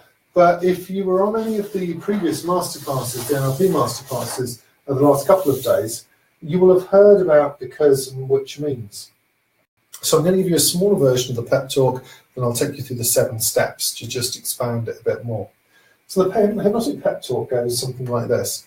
It's a way in which you can affirm to yourself that you are moving forward in the direction that you want to transform your life, even though you're not there yet. Because this is a problem in traditional goal setting that's not really addressed that much in the literature and in trainings. But everyone knows, we've all heard that we should have goals. We should have a focus of something to move towards. But the problem is, the moment you set that, you realize that you don't have it. And now there are things you can do. You can stay very grateful for what you do have. There are tricks and techniques to move in that direction, but there is a gap. There is a direction you're going in, but it may take some time for you to get there. So to make sure that the conscious mind and other parts of the unconscious do not resist that and are totally focused and totally in agreement and totally buy into you moving towards that, particularly if it's a big leap and a big step in that direction, you can use this phrase, I'm in the process of. Now, I got this from Alex, and I really like this. And I've kind of ended up expanding it, and I've linked it in with some other stuff, with some other cool stuff to just make it a wonderful generative thing. So let me give you an example. So let's just imagine that you are somebody who's a therapist, hypnotherapist, and you want to, if you're either starting out that you want to reach a minimum of £60,000 a year, and whatever you're earning at the moment, you want to at least double that over the next 18 months to 2 years. Let's just pretend that you've got something that would be of interest to you. So here's how you use this. I'm in the process of building a thriving business. I'm absolutely in the process of building a thriving business because I am learning this material now, because I'm paying attention to this material. I know it's going inside and it's speaking to me, and I feel my body becoming alive inside, which means I'm mastering this material. And because I'm mastering this material, I'm just becoming more confident inside, and I'm plugging those leaks, which means I'm automatically becoming somebody who's going to be more credible, who's going to be accepted, who's going to be completely accepted as the right person to work with. It's almost as if that's happening now. I mean, it's almost as if this is so clear to me and I can see exactly where this is going. It's almost as though it's happening already. And we can cycle through this. So that's just with these phrases. Now, I'm going to show you the 7 steps of the pep talk there, but can you feel how powerful that is? Now, I'm going to show you some tricks to make this much more powerful. This is what people traditionally do if they're doing affirmations or suggestions or any of these things. They'll be saying things like, oh, I am confident, I am confident, I am confident. And can you see, we're not getting the energy there, we're not getting the stuff in that we need. So we're going to use movement, we're going to use energy, we're going to use our voice tonality, we're going to do all these things. I would suggest pantomiming it, using it. Get used to using this inside your mind as you're going along. It's a wonderful, liberating thing. So let's go through that again, and then we'll go through the 7-step version of this. But it really doesn't matter, because you can use any elements of this. We're just using because, remember, cause effect, we're using which means, which is technically a complex equivalent, and it's almost as if. And you could use this in any order. It's almost as if, as you're paying attention to me now, that something is changing inside you, that you're realizing this is so easy for you to take charge of your mind. It's almost as if you're realizing that you could use this in your client sessions and help people just completely transform and be able to work with them without a script at all, because you could just keep using these again and again and reinforcing it. It wouldn't just be the hypnotic triple, it would be the hypnotic 30 or the hypnotic 50. But you're just reinforcing that with this energy and enthusiasm, and it feels fun inside you, and you realize it's almost as if you're moving in that direction. It's almost as if possibilities are opening up for you, which means that you understand that you have the power inside you. You've always had that power inside you, and more of that potential is being released, because the more that those old gaps that used to be there, the old things that when you were growing up, people said things to you like, you're not good because you haven't done this, or you're not good enough for this, or blah, blah, blah, blah, blah. Whatever it was, it doesn't matter, because as you're listening now, you're realizing that you're becoming empowered, because you are a good person, you are a worthy person, you deserve love, you deserve to succeed. You are a good, kind person. The world is a better place because of you. And, you're in the process of creating something very special. You are in the process of building your business. You're in the process of at the very least in your life, creating something of meaning for you and moving forward and creating something special in your life, because this is an important part of your life. This is an important time for you, and you want to succeed, you want to change, you want to transform, you want to make sure that you're not missing out on anything, that you are smart enough, because you're the kind of person who realizes that once you understand context, creating the right environment, looking at the totality of your marketing and your objectives and your internal environment, the way you interact with the outside, the way that you set goals, the way that you incorporate daily habits, the way you present yourself, that all of these things you can consider as the parts that make up your life that position you as an authority figure. Now, you can see this pep talk is just wonderful, and you can cycle through this, and I just love, I'm in the process of building a business. I'm in the process of moving forward. And you can use because, which means as much as you want, you can use it's almost as if, and it's wonderful, it's almost as if that's happening. It's almost as if something is pushing me in that direction. It's almost as if there's if you want to think of it in terms of the law of attraction, whatever works for you, whatever floats for you, it's almost as if a powerful energy in the universe is conspiring and pushing me in that direction. It's almost, if you believed in angels, it's almost as if the angels are pushing me in that direction. Or if it's almost as if I'm tapping into that potential inside me, that power of the subconscious mind that I've always known that's there, which means I'm moving in that direction. And, because a person can achieve wonderful things if they believe in themselves and if they're moving forward and if they are fully aligned inside. And really, there's only a couple of problems that people typically run into. The main one being doubt. But remember that you can always doubt. In fact, remember that doubt is your friend, because doubt is there. It's just like the secretary. It's like the personal assistant for you. It says, hello, hello, and the new thing comes through. I feel confident and I have complete self-worth. And doubt says, hello, completely similar. Well, are you sure? I've not, normally what comes, normally on the other line, what comes through is, I'm not very good, nobody loves me, are you sure you want to put this call through? And doubt's just checking to make sure that you want that to go through. That's your friend. So you can say, well, look, doubt, absolutely. This is the new line. We're disconnecting the old line now. We've got the new line coming through, so that we can, we've updated with this new digital line. It's coming through, and I'm a good person. I love myself. I can crack on, and I can make my life the way I want it. And doubt's like, well, if you're sure, it's great. I'm going to put that call straight through, and it will go through, and your life will change.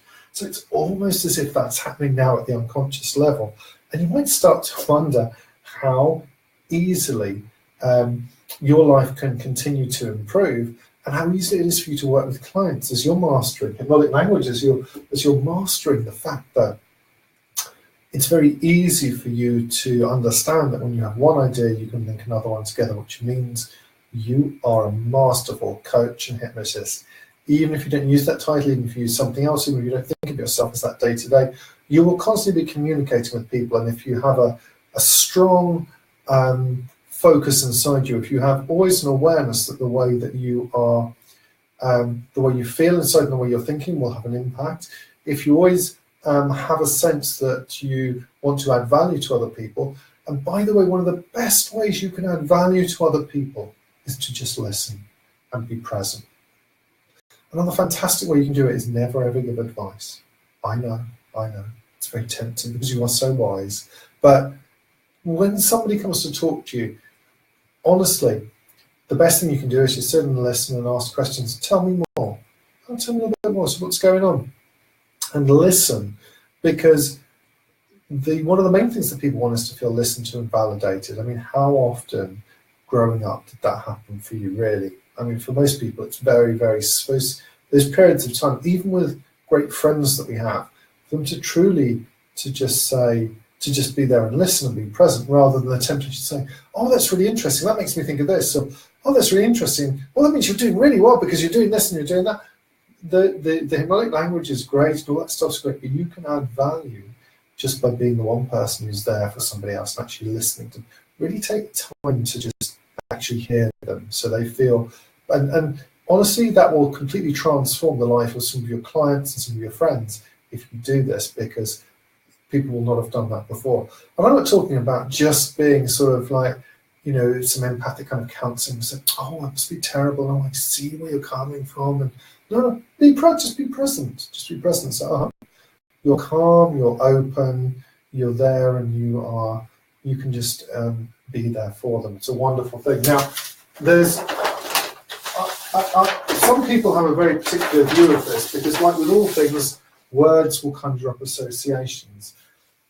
But it's very useful for you to understand, before we just go through the longer version of the hypnotic pep talk, I say longer version, but just a 7-step version of it, because it's easy. You can cycle through and really knock yourself out in the sense of just enjoy and have fun with it, but obviously take very good care of yourself. Mindfulness, this is like something that's been totally transformative to me. Now look, one of the ways in which you can think about hypnosis, the thing that doesn't exist, is that we're absorbing attention. The ability to absorb attention, to gather attention, is the prerequisite of a person being able to transform. In fact, you cannot have a communication with somebody else unless you're periodically ensuring that you are gathering some attention from them, that you are absorbing their attention on a kind of cyclical way. And you need to make sure you're doing that. And you can do that in lots of different ways. A wonderful way, of course, is to ask questions, which is a way to also give suggestions. But you need to be able to gather that attention. If you can gather enough of that attention for yourself, then you will be able to have this metacognition, this meta-awareness of thoughts and feelings inside you. You will be what spiritual traditions call the watcher or the witness. You will actually be able to be present to the jibber-jabber inside your head and the feelings inside your body without, as if you were watching a film, observing it dispassionately, instead of being part of that drama. It's very easy to do. Now, a lot of people think that you have to meditate for hours, or you have to do this, you have to do that. And the challenge is, of course, that most of us, our attention is so fragmented, we can only do it for a few seconds at first. That is enough. And if you do it for a few seconds during the day, at different points during the day, like 10 or 20 times a day for 10 seconds, you'll find that that skill builds and builds and builds.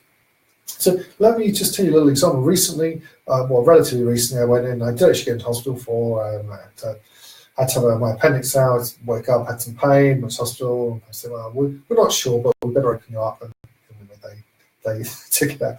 But it was really interesting because the whole process was so blissfully peaceful for me.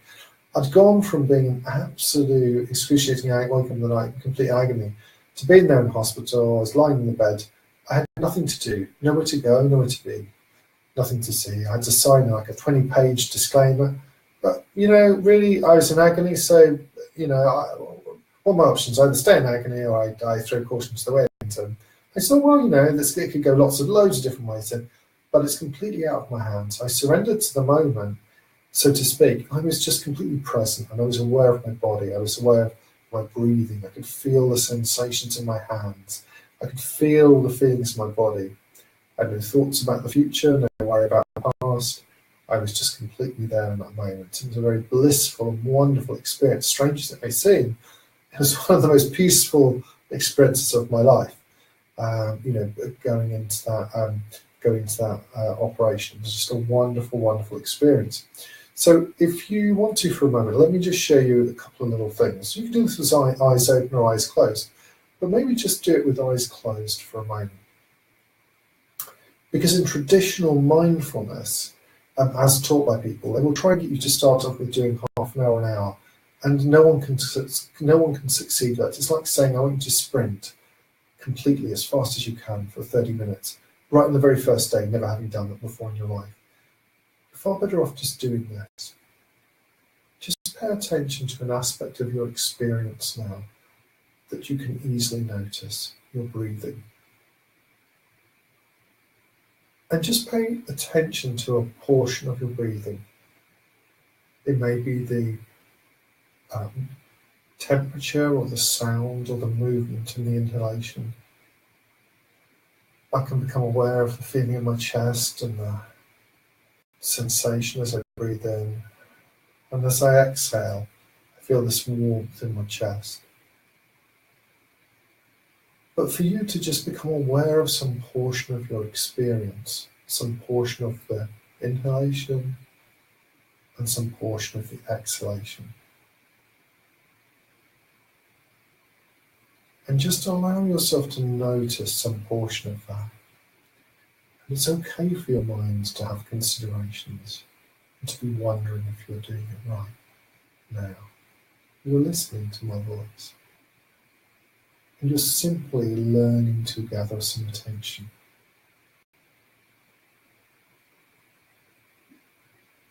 And the easiest way to begin to engage with a mindful practice is to simply pay attention to one small thing. The sound of your breathing, perhaps. Maybe the feeling of it. Maybe the temperature. I don't know what it is for you, but you will be naturally aware of some things as you inhale and some things you exhale. You may naturally be able to notice several things, and after a time you will be. Just being aware of one at the beginning. You may even notice some sensations inside your head. And just notice that this naturally starts to quieten you down and develop more peace and comfort inside. Because later on, you'll find that you could be doing perhaps the washing up or picking up a book even, something as trivial as that. And you could notice yourself and be aware of the sensations as you lean down and pick that up. And by doing that mindfully, the moment becomes special. There's not something to be rushed and hurried in order to get somewhere else. You're truly experiencing that consciously in that moment. And it feels like you're energized, yet peaceful. And before you come back, it may be worthwhile you taking a moment to consider this. There was a study done some time back where they interviewed CEOs across many companies and different types of industries. And they asked them all these different things about the habits that they had and how much they exercised and the goals that they had. And there was no real set of sort of common themes running through it, apart from one thing, just one thing. Every day, each of those successful people took time to do some form of mindful practice. And by that I mean a systematic ritual process, and it could be for a couple of minutes, it could be typically first thing in the morning or last thing at night, and it could be a very small, just for a few seconds or a minute, where they would become present and quiet in their mind inside. Yes, throughout the day they could use their own pep talk, or whatever it is that works for them. But they would quieten their mind. Because by doing so, they could release the stress from their mind and their body, which means everything can reset inside nicely. So that they take good care of themselves, so they can sleep well. And so that the inner voice, that little voice, that unconscious voice of intuition, that voice of wisdom, can come through and be heard. And when you consider that now, this can be a very important part of you realizing that you simply need to look after yourself, well, as well, if not at least as well as your clients. Take good care of yourself. So having a ritual in which you even just become aware of one conscious breath will quieten you down, it will focus you, it will immediately reduce or completely eliminate any anxiety. Then just open your eyes when you're ready, if you haven't done so already. Fantastic. Now, so making mindful moments, and I really like to think about this as I'm going to be I'm going to the bathroom, I'm just going to be mindful of my feet, the way they press on the ground. There's a really good book, it's one of the Dummies books actually, on mindfulness, the Dummies Guide to Mindfulness. Has a lot, more exercise in there than you could possibly ever, want or need to do. The Elite Boot Camp library now, there's also a mindfulness course in there. There's some videos that people have done on that. So, of course, I haven't been through that yet, but that's there.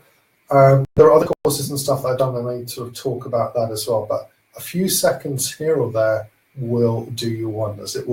It's been proven. It's been one of the most researched areas of in terms of sort of like mental health, and therapeutic interventions that you can do, which has shown some very, very encouraging results. Okay, over decades. And the important thing to realise is that good mental health is in terms of the the kind of neurobiology is where we have these things called GABA fibers going from prefrontal cortex back and making links throughout other parts of the brain.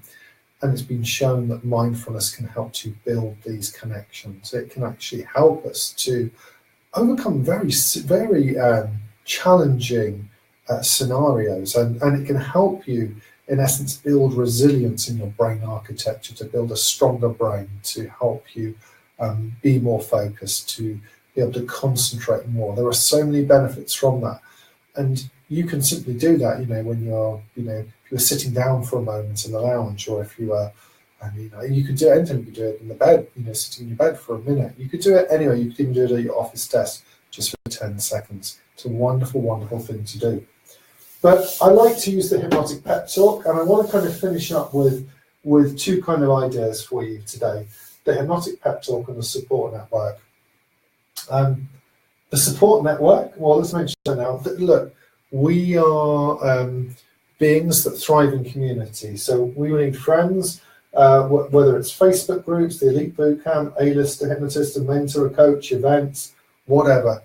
Make yourself part of, get out there, meet people, phone them up, message them, like them, leave little comments on their Facebook, connect with people.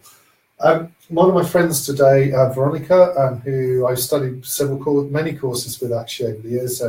We did the HNLP trainers training and courses with John Overdorf, Julia Silverthorne. We studied John Grinder. We did some great courses. And she's a very social, wonderful, wonderful person. And she posted on her Facebook today, and she said, my door is always open, and my friends are welcome to come around my house. I know we've got all this social media now, but you know what?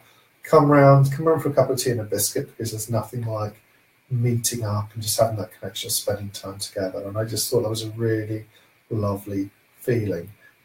Making time to go out for a coffee with a friend. If you've met someone at a seminar who lives an hour away, whatever, meet them for a coffee, exchange ideas. You'll feel inspired. You'll feel, when people exchange ideas, they both come away enriched. Okay. And I promise you that you have unique gifts and skills and abilities that will be massively transformative and helpful to other people, including other hypnotherapists and coaches. It may be that you are a very peaceful person and very present. It may be that you're a very kind and gentle person, and that just completely puts people at ease, and it just helps them feel safe and secure. Maybe expertise in a particular area. It may just be the smile that you have that just unconsciously causes other people to feel better. I don't know what it is, whether it's small things like that, whether it's experience and wisdom that you've built up over the years. There will be things inside and abilities and information, things that you have learned that are valuable, massively valuable to other people. Do not underestimate that. You are very special. You're unique. You have wonderful gifts, many of which now are starting to come through because your unconscious mind has been listening today. Your unconscious mind has been absorbing these ideas and concepts and metaphors at a very deep level to allow you to develop a very comfortable way of realizing that you are now fully immunized against any potential negativity. It's like there is a shield around you now. It's almost as if there is a shield around you now that protects you from negativity. And that shield causes any of the old patterns inside you, even as you sleep and dream at night, to just be dissolved, almost as if they're just kind of burned away. They just dissolve into the ether, which means you can sleep better at night, which means you can think more positive thoughts, which means you can be surprised and delighted at how easily ideas and information can come to you now. Now, if we look at the hypnotic pep talk, so we might as well do a bit of, so maybe do a bit of hypnosis for a moment. The hypnotic pep talk is a way in which you can, in essence, go through, pace any potential objections that you might have had consciously or unconsciously to giving yourself affirmations, to bypass that and to be able to drill that into yourself and have a lot of fun in that process. So you're more likely to continue doing that because you can riff around it. Once you learn a couple of the basic structure, you can just riff around that particular theme and you don't have to have it written down, and you can do it whenever you want. You can just do it inside your mind, or you could do it out loud. And if you use emotion and movement and experiment with voice tonality, it will be wonderful, just a wonderful thing to do. And of course, you can use it for yourself, like I'm in the process, or you can use it with your clients. You're in the process. So it becomes like a hypnotic induction and pep talk for your clients. It's also something you can use for yourself throughout the day. So I like to start off. I think gratitude's a wonderful thing. So the first thing on here, well, let's just run through. I'll outline this very quickly, and then we'll run through so that you can experience this for yourself. First thing is gratitude. So you will say thank you for some of the things in your life. The second thing is you'll say I've decided to. So you'll state what you've decided to achieve. 3, you'll say lots of people. So this acknowledges that other people in the world have been able to achieve this, that it just is a possibility. If it's a possibility for them, it means that it's definitely a possibility for you. The 4th is I'm in the process of moving towards that goal. Number 5, the benefit to everyone else is, so for those of us who like to feel that, I'm giving these affirmations to myself, sometimes people say, you're being self-indulgent. Well, here we are, like the benefit to everyone else is, and you're making that really clear. 6, it's almost as if I'm achieving that now. And then you can release or welcome the feeling and breathe through it. So you can either just become aware of the feeling and let it drop away. You can just have a mindful, conscious breath. And we'll run through that now, and I'll show you how this works.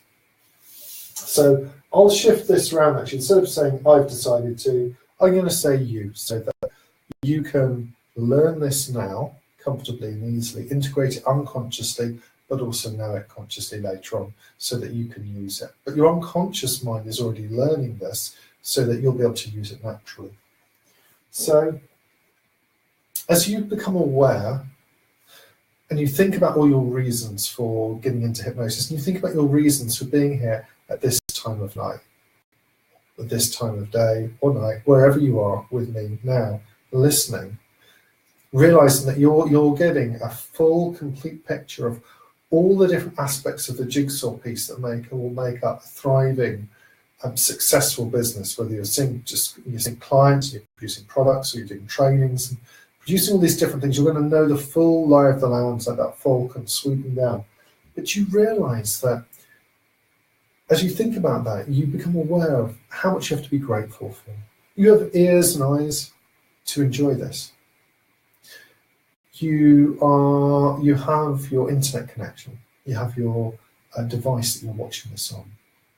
You have the gift of life, which means that you can absolutely, each and every day, just experience joy and peace and harmony and excitement. I mean, this is a short, transient thing in this life. It's a precious gift. And you have people who love you, you have people who care for you, you have people who you've helped, and there are people who count on you, and it feels good inside because you are blessed. And you've decided to learn today because you've decided to make some improvements in the results that you get in your life. You made that decision to do that. Now, lots of other people have made similar decisions and have been successful.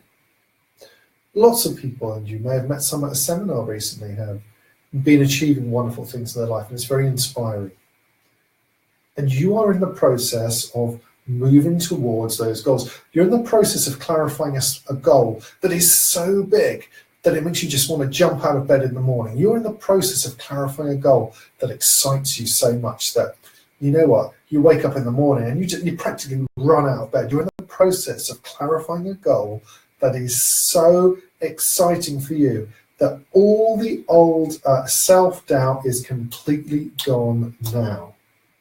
The benefit to everyone else is obvious. I mean, with a person like that in the world, and Gandhi said, or as we know it's attributed to Gandhi, be the change you want to see in the world. If you want other people to change and feel inspired, if you want other people to believe that men in their 40s can be successful after not being successful before, or that a woman can be successful, or a busy mum can be successful, if you just want to believe that a person can be successful, then be that, because then other people can be inspired from that to transform their lives. Irrespective of what things may be said in the media or the limitations that other people may have, it doesn't matter, because the benefit to everyone else of a person transforming and showing the way is wonderful. It was really funny because, of course, it's a wonderful example, the 4-minute mile that Roger Bannister did. But what you may not know is that the scientists of the time, the elite scientists of the time, there was pretty much a consensus, or as much of a consensus as you tend to get. The majority opinion was that the human body, our physiology, the way that we were designed, was not going to be, we simply could not achieve that. And if we tried doing that, if a human being tried to do that, or even got close to doing that, their body would literally explode, or it just something terrible would happen to the body. It would close down. It was just it was like a limitation of the physical system, that it simply could not happen. And of course, someone decided that, hey, you know what? I don't buy into that. I'm going to set myself this outcome, and I'm going to do some realistic. I'm going to train for it. I'm going to practice, and I'm going to connect, because it's important for me. And he must have had a very deep personal reason to want to do that. And of course, the benefit to everyone else is that now people can improve the speed that they run. They can improve that. Other people now can say to themselves, oh wow, it actually is possible to do that. The only thing that was holding me back was a belief, a limitation. And that limitation was one that was a kind of cultural one. It just makes you wonder how many cultural limitations we all have. And so the benefit to everyone else is of you taking charge of your life and doing something wonderful, and being that model of change means that everyone else can benefit. And it's almost as if you're starting to realize now that you are absolutely unique. Warts and all, you are absolutely unique. You are special. People love you. There are people who love you and just think the absolute world of you. And as you become aware of any residual feelings inside yourself, that good, bad, indifferent, just become aware of the feelings inside your tummy and other sensations as well. And as you pay attention to them and the tension inside your head, perhaps you may notice that they could have a colour inside your head and in your tummy. And I'm wondering what would happen if you were to just let that go, and so it could just drop down and dissolve into the ground. Now, of course, when you're going through the hypnotic pep talk, you can do it. I mean, it can be quicker. It can be as quick as this, I'm just so grateful. You are grateful for the things in your life, because you've decided to make some changes. Lots of other people have made similar changes. And you're in the process of feeling inspired, tapping into something inside you that allows you to move forward. The benefits to everyone else is, a person who's out there who is that happy and just naturally is going to bring that happiness and inspiration with them wherever they go. And it's almost as if you are, it's almost as if you are, something inside you is letting you know that you are moving in that direction, but just something is happening. Something unconscious and intangible you can't quite put your finger on yet. And anything else that's there, you can just become aware of and release. You could just choose to drop it, like dropping a pencil from your hand. Isn't it interesting to consider how a person could choose to let go of a thought at any time? And so I really want to commend the hypnotic pep talk for you as something that you could use first thing in the morning or last thing at night, or just during the day for yourself. And remember, there's no rules to this. Even if you were to just use because, means, and I'm in the process of, you will get a wonderful result.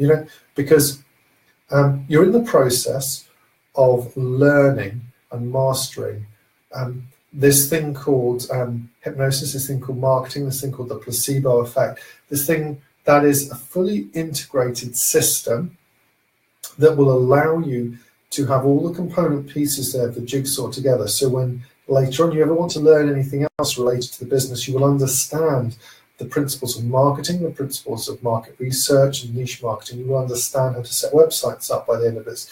You will understand the different types of hypnotic principles that are at play so that you can use them. You would be able to use them to teach should you choose. You will be able to use them to be a better therapist and a better coach. But the interesting thing is that you can use them all the time. You're in the process of moving in that direction. Think about all the information that you've learned, and think about how things are coming together in a new way. It's almost as if you are, that you can start to feel that goal and see it and hear it. It's almost as if it's becoming clearer to you now, which means that you are becoming more successful, which means that you're becoming sharper because you have taken the time to listen, you have taken the time to allow this information to go to a very deep level. Please don't be surprised as you sleep and dream at night to realize that this information is going deeper and deeper. In fact, as you dream and as you sleep, your unconscious mind is processing information. Your unconscious mind has absorbed everything today. Everything has been going in at the unconscious level. Your unconscious mind is in the process of finding the most wonderful and exquisite ways to surprise and delight you to live a richer and more fulfilling life.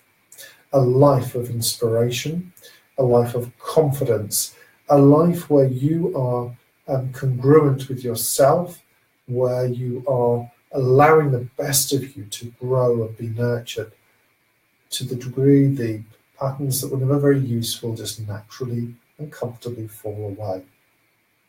And you're in the process of developing a strong sense of certainty inside. And a certainty about what really matters in life for you.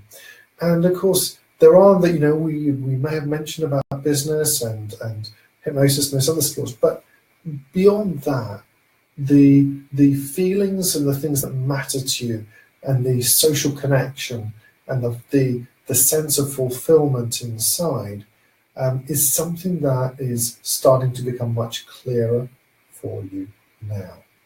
And because you're listening to this information and because you are absorbing it at the unconscious level, it means that as you sleep and dream tonight, wonderful dreams will occur, so that tomorrow you'll find yourself inspired.